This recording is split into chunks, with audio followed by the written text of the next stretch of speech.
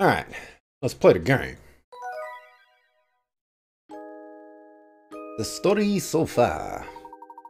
The Voluntary Express has pulled into the quiet farming village of Dropstone. Upon arriving, it appears that Dropstone is in the midst of celebrating its 50th anniversary. To pass the time, Layton, Luke, and Flora decide to ask around for information on the Elysian box. Alright. Let's go. Give me a puzzle. Oh, Mr. Layton, how are you enjoying your time here in Dropstone? Been delightful. Every once in a while, it's nice to leave the city and enjoy the countryside. The air is so clean and fresh. I'm so jealous of the people who get to live out here. I couldn't put it better myself. There's something about this place that makes you feel like a new man. With the village celebrating its 50th anniversary today, our timing couldn't be better. Come to think of it, your Voluntary Express turned 50 this year, didn't it? Quite the coincidence. Yes, indeed. Indeed, it did. Sheer coincidence, of course. Still, it could have been fun to celebrate your train's anniversary here at the festival. Well, we already have a grand 50th anniversary celebration planned at an exclusive venue in London. Oh, is that so? Well, I'm sure your party will be on par with the excellence of your train. Yes, and on that note, I'm afraid I'll have to excuse myself. Good day, Mr. Layton. Good day to you, Mr. Beluga. Why, it's already been a year since she passed. Time truly does just fly by. He? Who do you think he was talking about, Professor? I haven't the foggiest, Luke. Luke. Alright, give me my hit coins.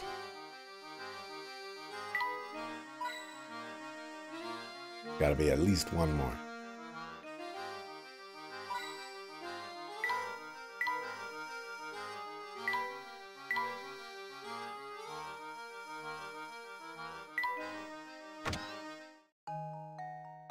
No puzzle.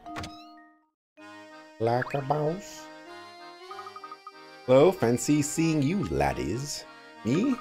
They booted me off the train until they fix it.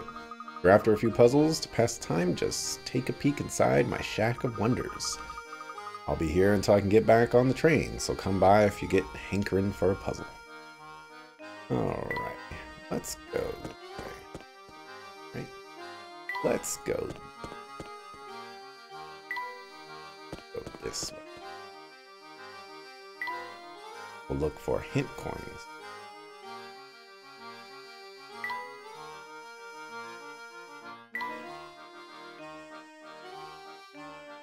Hint coins.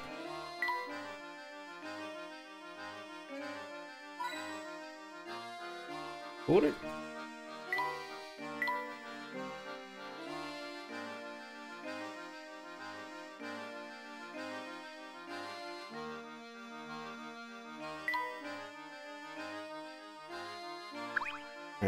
I want a puzzle, man. Oh-ho! And who do we have here? Visitors from out of town? Indeed we are. We are traveling on the Voluntary Express, but we've stopped here for repairs. If you're here for repairs, I bet I know where you're headed. Oh, really? You gonna let me progress? What do you mean, sir? Oh, I was just checking out. Or thinking out loud. Yep, just chatting with myself. Forget about it. Say, did you notice the festival that's running today here in Dropstone? Today marks the 50th year since the founding of our village. Make sure you get in on the fun. Alright, but you gonna give me a puzzle? There we go. There we go. What's up, Super Gamer Rob? Did you miss any puzzles? You did not. Just like 4 hint coins. Can you believe this weather? It really is the perfect day for a festival.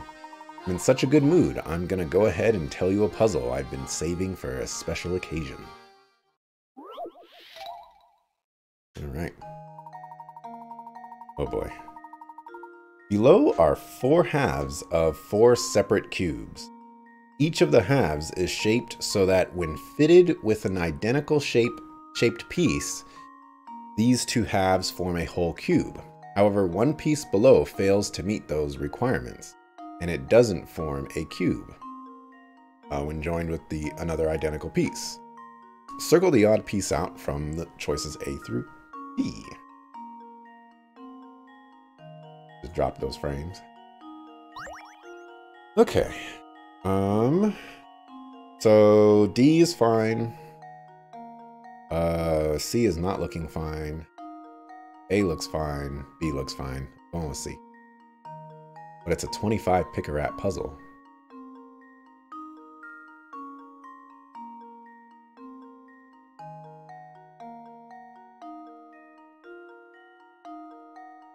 Oh. No, C actually...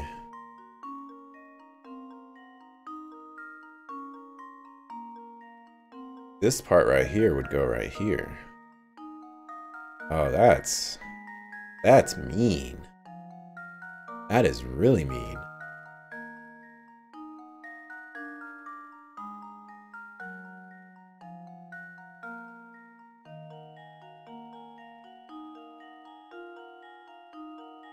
They all look fine to you?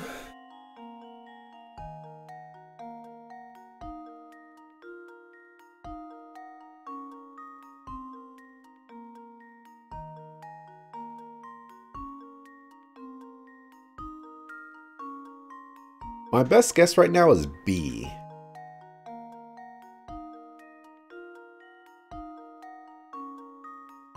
Actually, I should be looking at this in a different way.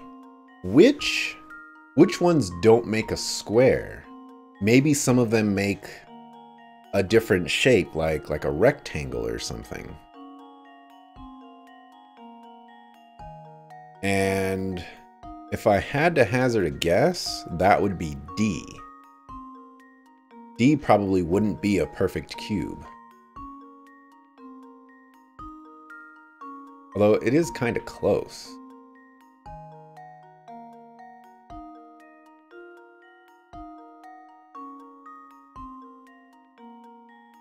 Wonder if I should use the photoshops for this one. Well, actually, that wouldn't help, would it? Well, no. Well, no. Well, yeah, it could.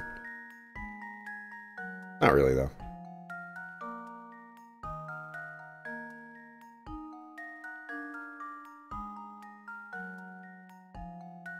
All right, so I'm ruling out C 100%. I think that one's fine.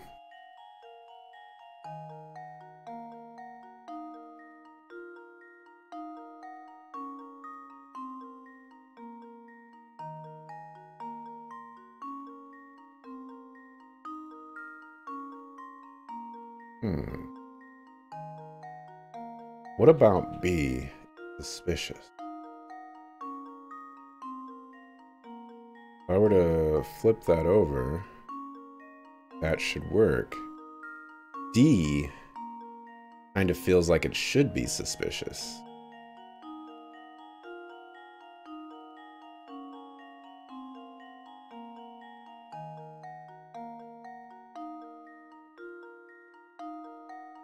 If I flip that one over, goes middle, lower, high, middle. So if I flip it over, middle, lower, high, middle. Seems like that would work too. We go back to A and B here. Each of the halves is shaped so that when fitted with an identically shaped piece, these two halves form a whole cube. However, one piece fails to meet those requirements and doesn't form a cube joined with another identical piece.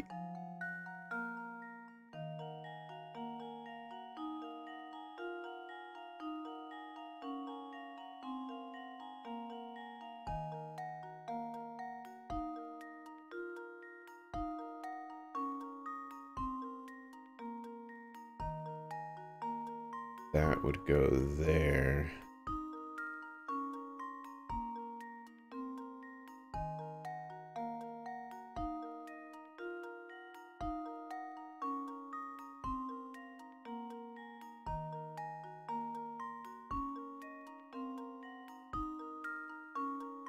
I'm locked on A and B right now.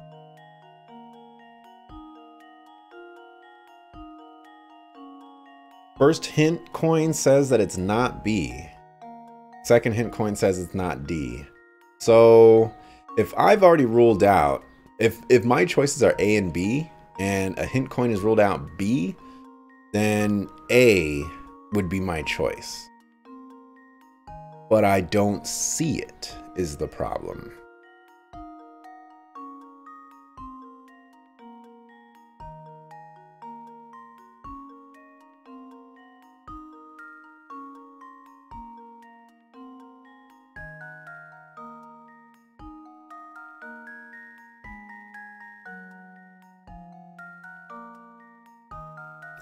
I guess I'm going to go with A and see what the game says.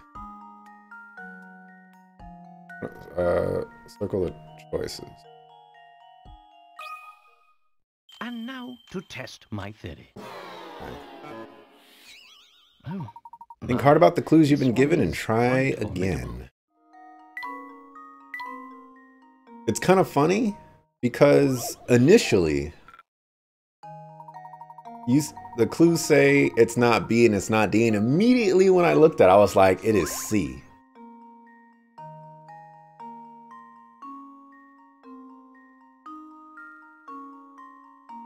I'm guessing it has to do with this piece right here, because it's not mirrored like everything else is.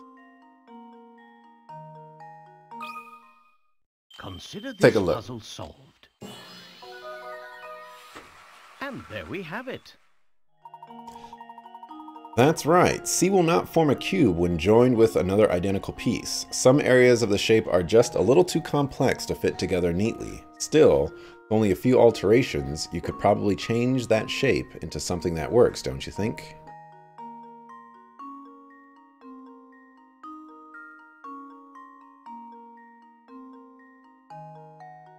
Okay. Guess I see what it's doing there. It's kind of funny, though, that I initially was like, it's totally C. Clearly, I should just go with my gut. Sheesh, you just breezed through my puzzle, or my best puzzle. I didn't see that coming. Well, while we're talking puzzles, have you heard about that mysterious puzzle collecting lady? Here she gathers and stores all lost puzzles in the world.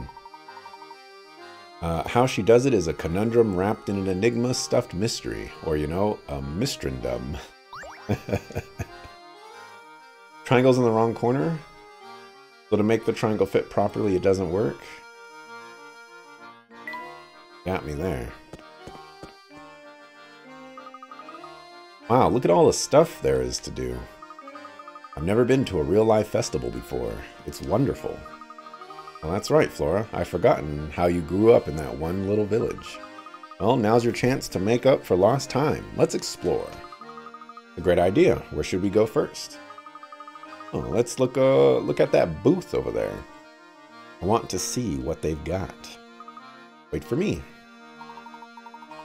You two watch where you're running, or you're liable to crash into something. Uh-oh. He's back.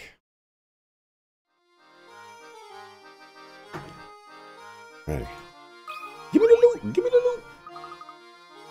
What are all these arrows for? Oh, it's a carnival game.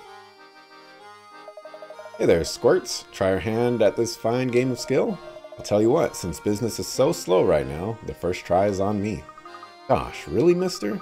Well, I can't say no to a deal like that. Come on, Flora. We can try it together.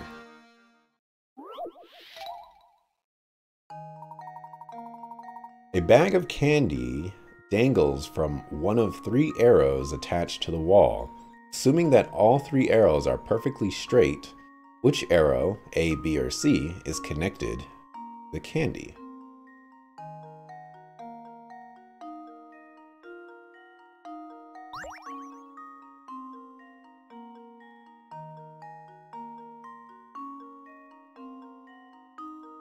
Oh, it's...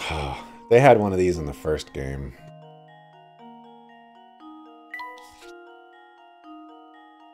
And I am not good at them. So let me just hold a piece of paper up here.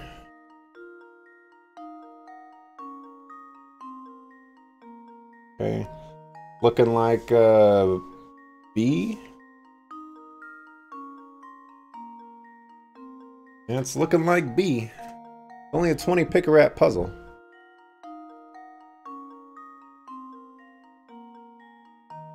According to my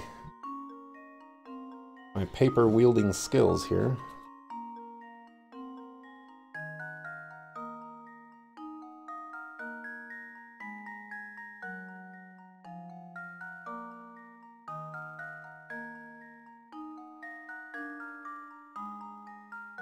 All right, let's just go with B. Here goes.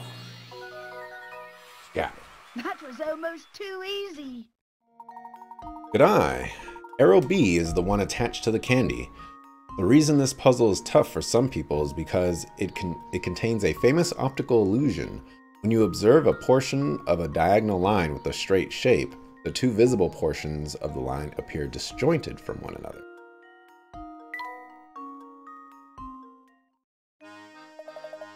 Nicely done, Shorty. Here's a little something for that fine performance. Really, gosh, thank you. Gosh.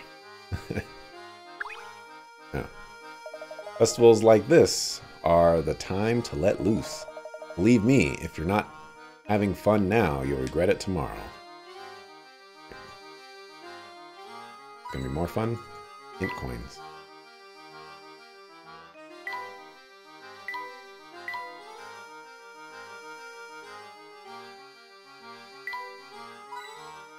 Oh.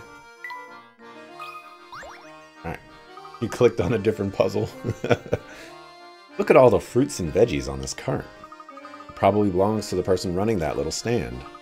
Oh, but it looks like one of the wheels is dented. That must make it difficult to move much. Yeah, I bet it's a real pain. Oh, but you know, that reminds me of a puzzle about a busted wheel. What do you know about puzzles, Flora? In the back of the train yard, there's an old warped wheel lying on the ground, as shown below. A star is pointing to its axle. While no longer functional, the wheel is interesting because when rolled on a flat surface, its axle traces a funny pattern if you look at it from the side.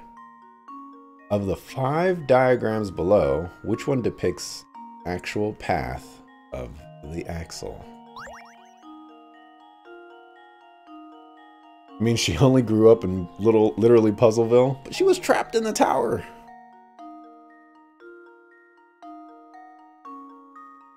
Okay.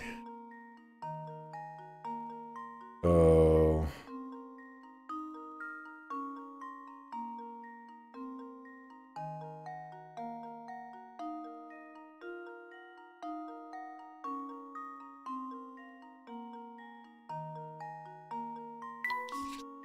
We're looking at a boom.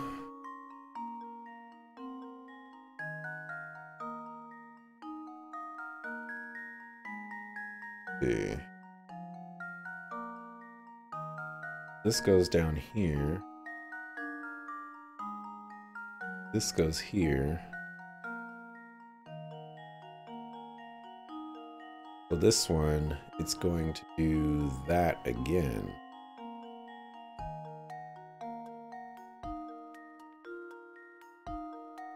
So we go like that.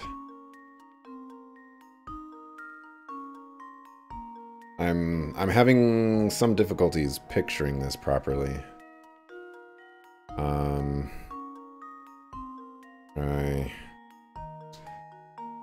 have something I can triangle. This piece of paper here. Alright, so we got that. Go like that. Go like that. Alright, so it looks like A. You go like that. You go like that. And then another big one. We're going with A. Yeah, we're going with A. Just leave it to me. That's right. Layton's apprentice That's strikes right. again. Yes, trapped, and that's how she dropped a ticket for us to follow to find her. Oh. Well, she eventually left it too, but that's right. Diagram A correctly traces the path of the axle as the wheel rolls. Probably won't see this wheel on a train anytime soon, but it sure would be fun to watch it bounce around, wouldn't it? That would destroy stuff. Mythbusters did a square wheel. That was entertaining. That's right, Luke. He sure figured that one out fast. You've got puzzles, I've got answers. I'm impressed you knew a puzzle like that. I never heard of that one before. Well, I need to know a few to run with you two.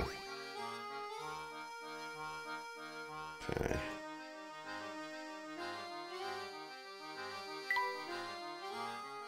It's only logical. I'm almost done with Star Trek Voyager. Hey. We're doing some top secret festival prep back here, so you can't come in yet, okay? How about you give me a puzzle? Right, no puzzle.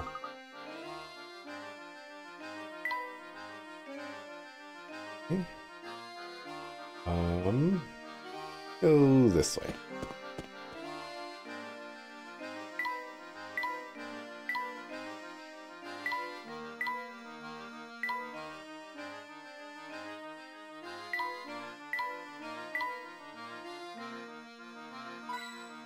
Oh.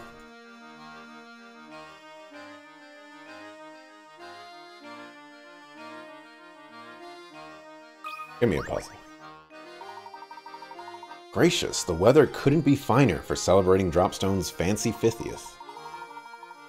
My memory's not what it used to be, but you're not from here, are you? Waiting on the train, hmm? How do I know, you ask? Well, this isn't the first time it's happened. As fancy as that train is, it must be in rotten shape. Take heart, Sonny. More often than not, the train gets fixed up in a few hours. But with the festival and all, there's plenty here to do and see in the meantime. Thank you for the information. If I could trouble you for a moment, though, I'd like to ask about a relic known as the Elysian Box. Oh, dear me. Oh, dear me. I've never heard of the dreadful thing. Never, you hear. Well, that's enough chatting with strangers for one day. To be frank, I was in high spirits till you came along. Now I'm crabbier than a crab apple. If you really want to prove you're sorry for ruining my day, solve this here puzzle. Uh-oh. A pro golfer has the amazing ability to consistently putt distances of 3, 5, 7, and 11 feet. Strangely enough, though, those are the only distances he can putt. Currently, our golfer stands on the green with his ball 20 feet from the hole. What's the fewest number of strokes he can use to get the ball into the hole? Assume that if the ball is hit farther than the distance remaining to the hole, it will roll over to the other side without going into the cup.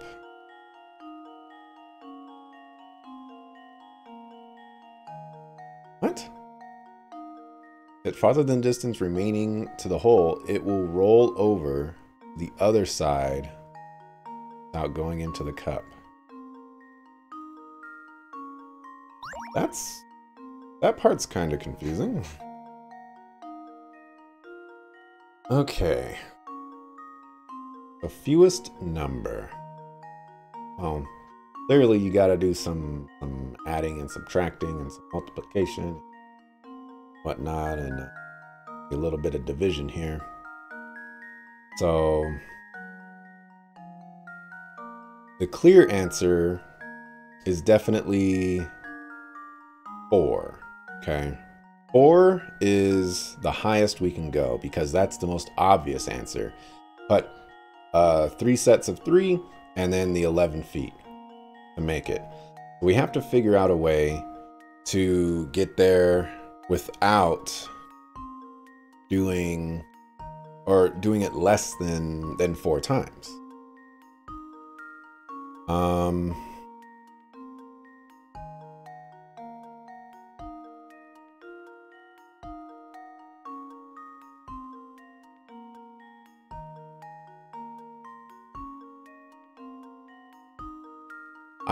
To be honest, I just really don't understand the very last part. If we overshoot the ball, it rolls over to the other side without going into the cup. Like the other side of... Like, am I just transferring the excess feet back towards the beginning? Or is it rolling all the way back to the beginning?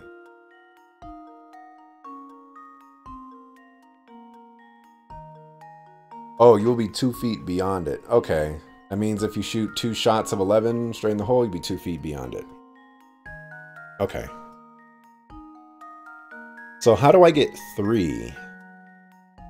3 shots.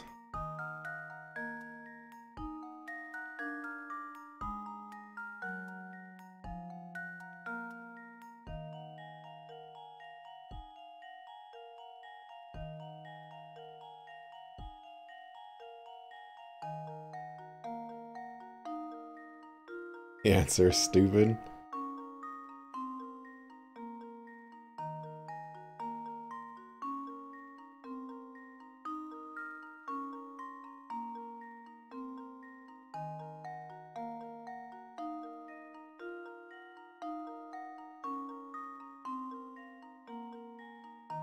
The fewest number of strokes.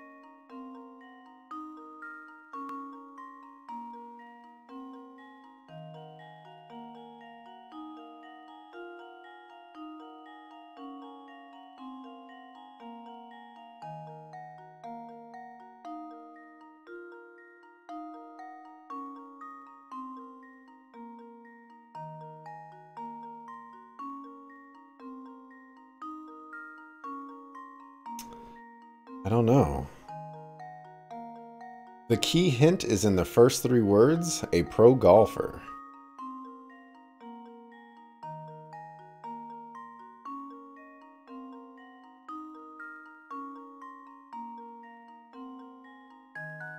So...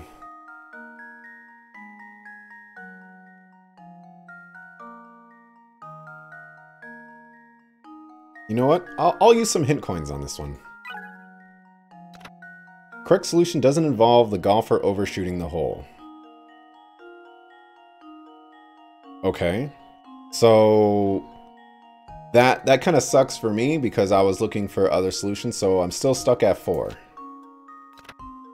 There's no reason our golfing friend should have to hit each putt straight toward the hole. Perhaps he could put his ball in a better position with a shot that travels diagonally. Wow, that is stupid. Oh my gosh. I still don't know because, you know, I'm horrible at geometry, but that is really dumb.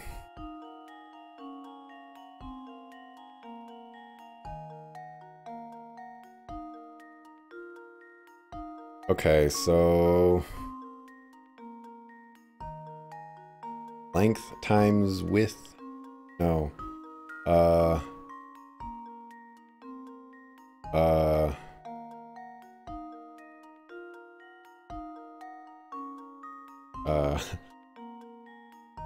So it's 2?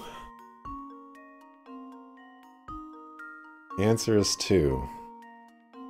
I'm guessing he hits at 11 feet twice, but...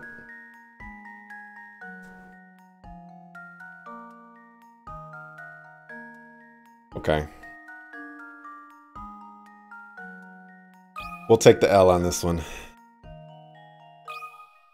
That one is an obnoxious puzzle, for sure. A true gentleman leaves no puzzle unsolved. Good job. If our friend the pro golfer putts 2 diagonal shots as shown above, he can sink the ball in 2 shots.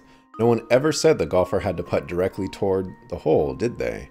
Sure, in order to sink the putt using the method shown above, he'd need to calculate the angle of each shot perfectly. That's probably why he's a pro.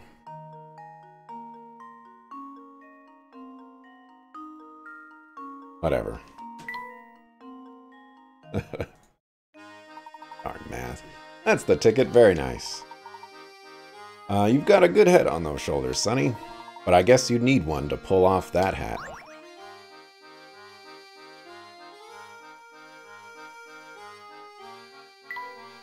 Okay, can't go anywhere over here. We go this way. Thank you very much. Oh, I was not expecting a puzzle there. Look at this crazy looking tree, Professor. It's all warped. With a structure like that, it must be quite old. I wonder how long it's been here. Oh, Luke, our little conversation reminded me of a puzzle I know. Care to hear it? Sure.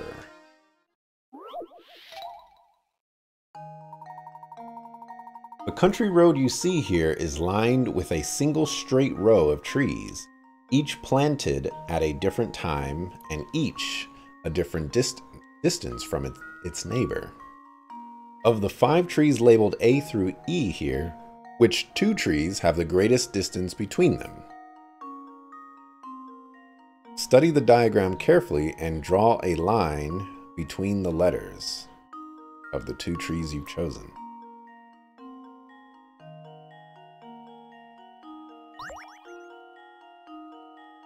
Okay. So is there any distance greater than A and E? Doesn't seem possible. So A and E would be the simplest answer. And then, wait, hold on.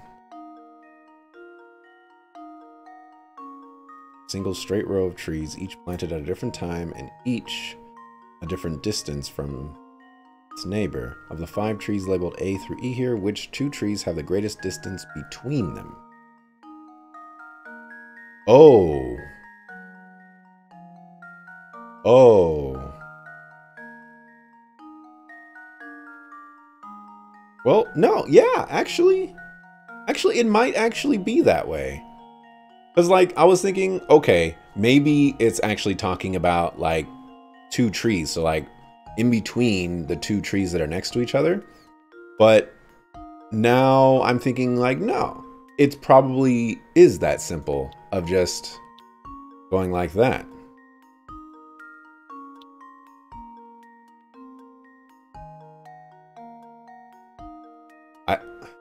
For 20 Picarats, though,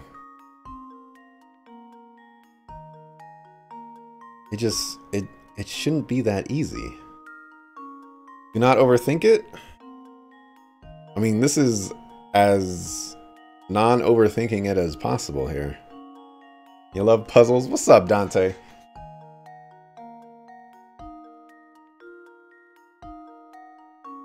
Study the diagram carefully and draw a line between the letters of the 2 trees that have the greatest distance between them.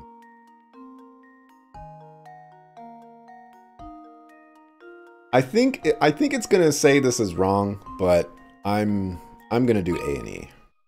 Here goes. Okay. Okay. That was almost too easy.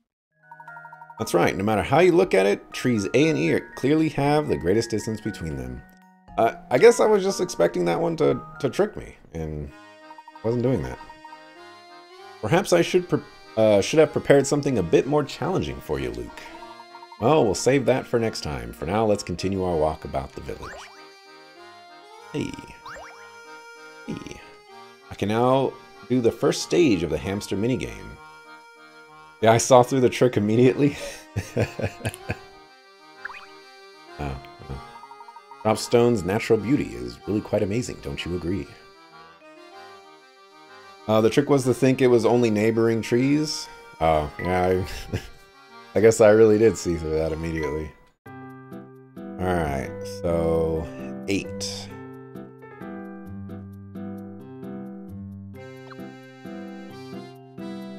However, if an apple is also within 3 spaces, the hamster goes for the apple instead. Ooh. Let's see. But he always ignores it and heads towards a nearby apple if the choice exists.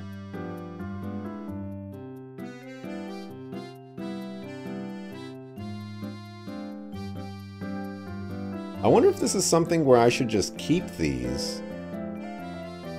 And, well, I guess I have to clear the first one first.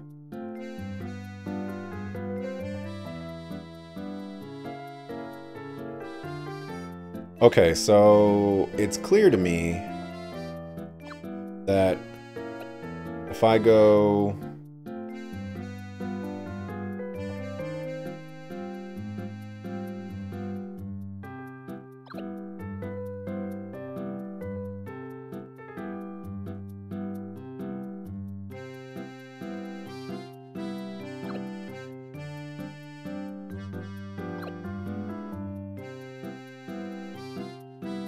I want to, like, I guess I can say... Oh, maybe he'll backtrack. Maybe that's what's going to happen here.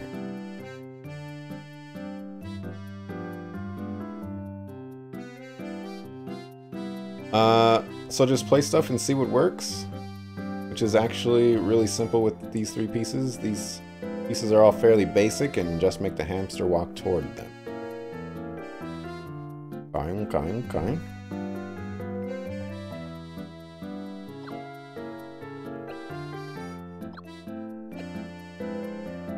Exercise. Oh, come on! I'm tired! Alright.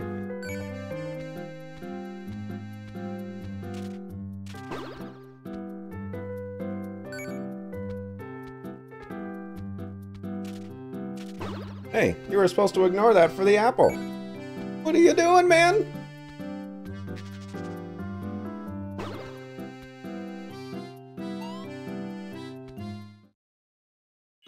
Couldn't see the apple? I'm gonna feel this tomorrow for sure. I got robbed. That's what I got. 3 spaces, not counting diagonal. Oh. Oh, I get to keep these.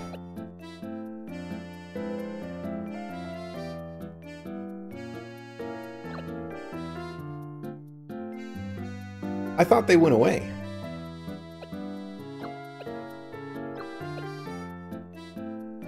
And you get to rearrange them forever? Or whenever. It showed you a diagram the first time? Okay, cool. Cool. Right. Think I might have all the pieces for the camera.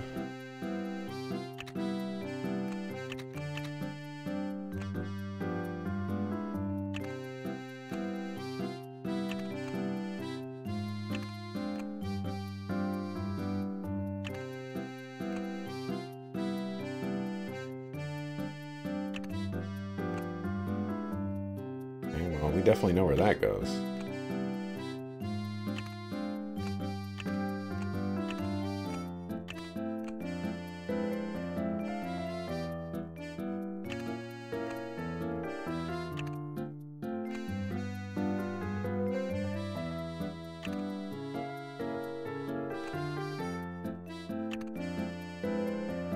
Okay, something like that.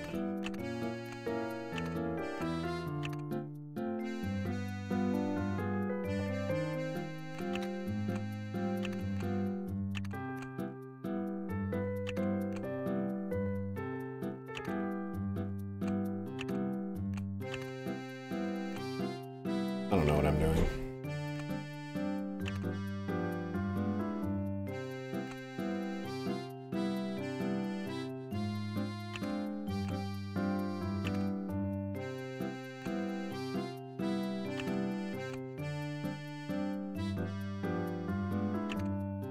Still missing a few? What?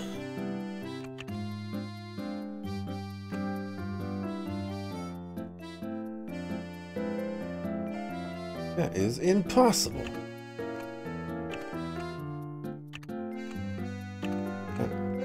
That seems right to me.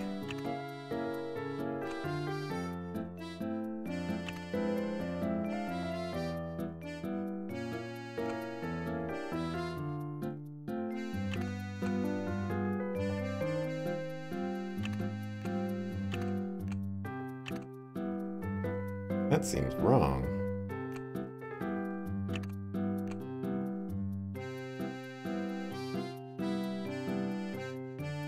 like wires. Just don't get it.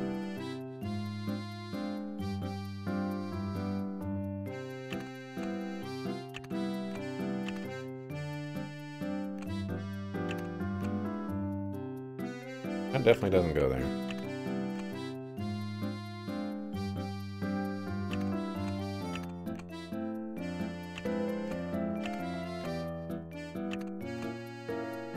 Definitely doesn't go there either.